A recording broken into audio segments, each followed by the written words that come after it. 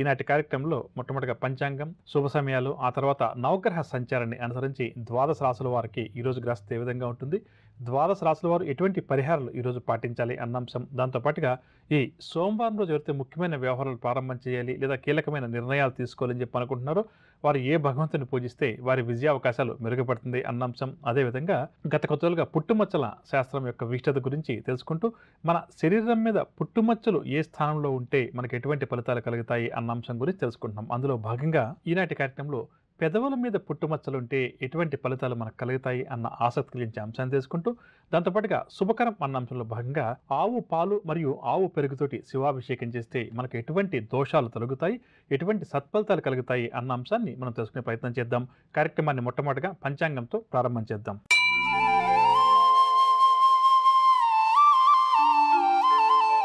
సోమవారం 29వ తారీఖు ఫిబ్రవరి నెల 2016వ సంవత్సరం శ్రీ మన్మథనామ సంవత్సరం ఉత్తరాయణం శిశిర ఋతువు మాఘమాసం తిథి బహుళ షష్ఠి ఉదయం 10 గంటల 10 నిమిషాల వరకు, తదుపరి సప్తమి. నక్షత్రం విశాఖ రాత్రి 9 గంటల 1 నిమిషం వరకు, వర్జ్యం రాత్రి 1 గంట 19 నిమిషాల నుంచి 3 గంటల 4 నిమిషాల వరకు, దుర్ముహూర్తం పగలు 12 గంటల 24 నిమిషాల నుంచి 1 గంట 14 నిమిషాల వరకు, తదుపరి దుర్ముహూర్తం పగలు 2 గంటల 52 నిమిషాల నుంచి 3 గంటల 42 నిమిషాల వరకు, రాహుకాలం ఉదయం 7 గంటల 30 నిమిషాల నుంచి 9 గంటల వరకు, యమగండం ఉదయం 10 గంటల 30 నిమిషాల నుంచి 12 గంటల వరకు. ఇక ఈరోజు శుభ సమయాలు ఏమీ లేవు. ఇక ఇప్పుడు మనం